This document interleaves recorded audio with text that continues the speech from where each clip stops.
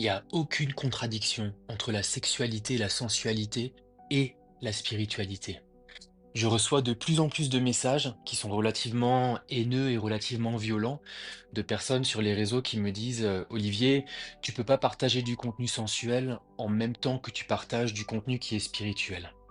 Alors tu vois, moi qui ai vécu quasiment une quinzaine d'années avec pas mal de maîtres dans des monastères en Inde et avec beaucoup de guérisseuses en Indonésie, je peux te dire que s'il y a bien un sujet qui est abordé très souvent avec une très grande légèreté, c'est le sexe.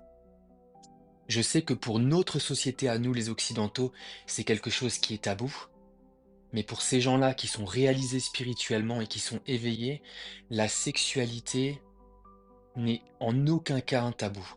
Tu vois, pour avoir vu des mères Teresa qui sont venues les consulter, ou pour avoir vu des violeurs ou des gens à la limite d'être des terroristes, ces gens-là, avec leur amour et leur éveil, accueillent tout le monde avec le même amour. Et si toi, tu as un problème avec du contenu qui est sensuel, c'est pas le contenu sensuel le problème, c'est toi-même ton problème. Il y a quelque chose en toi qui réveille cette blessure à l'intérieur de toi et ça fait écho à ce que tu es en train de regarder.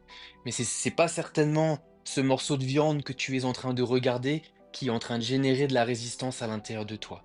Ce sont tes blessures à toi qui ne sont pas guéries à l'intérieur de toi-même. Et tu vois, s'il y a encore une chose que j'ai envie de te dire, c'est que lorsque tu condamnes quelque chose dans la vie, tu empêches ce que tu condamnes de se transformer et de se guérir. Je te donne un exemple, si quelqu'un a commis quelque chose de très mal dans la vie et que tu le condamnes et que tu le juges, tu empêches que ça se transforme. Ton énergie résiste et lorsque ça résiste, ça persiste. C'est toujours pareil. C'est toujours pareil.